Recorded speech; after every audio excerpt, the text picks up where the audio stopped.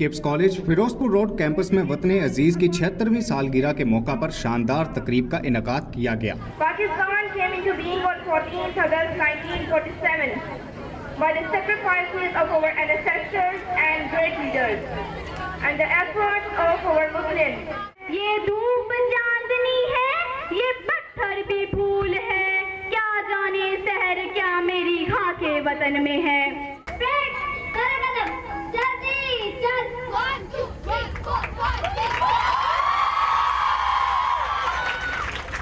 तकरीब में तलबा और तालिबात ने मिली नगमे पेश किए।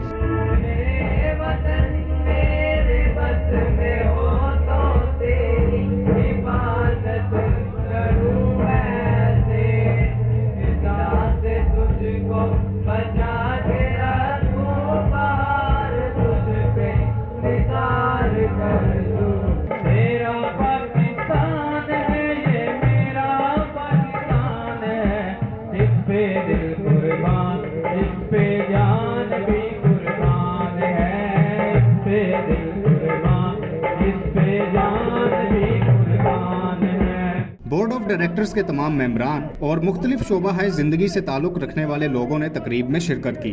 पाकिस्तान, पाकिस्तान, नारे तकबीर। तकरीब के इख्तिताम पर chairman board of directors professor Riaz Ahmed Rana और director campus professor Fayyaz Ahmed Rana ने 76वीं यौम आज़ादी पर केक काटा।